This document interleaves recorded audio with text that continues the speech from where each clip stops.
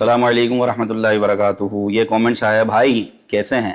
میں نے اپنے بچے کا نام محمد زاویان بن فیصل رکھا ہے، اس کے بارے میں بتا دیں، پوچھنا چاہ رہے ہیں زاویان نام رکھ سکتے ہیں یا نہیں؟ تو زاویان زوئی، لفظ زوئی آتا ہے، اس کی تثنیہ ہے، تثنیہ یعنی جس کے اندر دو الفاظ دو کا معنی پایا جاتا ہے۔ تو تثنیہ میں یہ ہے جو دو بندوں پر دلالت کرے، جس میں دو بندے پائے جائیں۔ تو تثنیہ کا مطلب یہ ہوتا ہے زوئی، اور اس کا معنی ہے موڑنے والا۔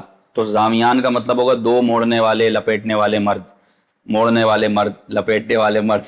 تو معنی کچھ بہتر بن نہیں رہا میرے بھائی، موڑنے والے، لپیٹنے والے۔ تو زاویان کا معنی بہتر میرے نزدیک تو نہیں ہے، بہرحال آپ دیکھ لیں۔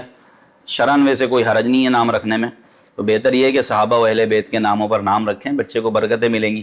تو آپ زاویان کی جگہ عثمان رکھ دیں، سبحان اللہ، عثمان غنی رضی اللہ تعالیٰ عنہ، سخاوت ملے گی اللہ نے چاہا تو زاویان کی جگہ آپ عثمان رکھ دیں، عثمان، ابان۔ ایک نام مزید آیا ہے مارکیٹ میں، مطلب اچھا معنی والا نام ہے، ابیان۔ ابیان نام بھی اچھا ہے، تو یہ نام آپ رکھ سکتے ہیں۔ البتہ زاویان نام کے معنی درست نہیں ہیں۔ البتہ ویب سائٹ دیکھیں گے، گوگل پہ سرچ کریں گے تو زاویان کے آپ کو دسیوں معنی ملیں گے، کبھی جنت کا ٹکڑا، تو جنت کا بندہ، تو جنت کا فرشتہ، تو پتہ نہیں کیا کیا ملیں گے۔ لیکن جو میں نے آپ کو کتاب کے ریفرنس سے دیکھ کر بتایا وہ ہے دو لپیٹنے والے، دو موڑنے والے، یہ معنی ہے، تو یہ درست نہیں ہے، ٹھیک ہے، اس کو صحیح کر لیں۔ السلام علیکم ورحمۃ اللہ وبرکاتہ۔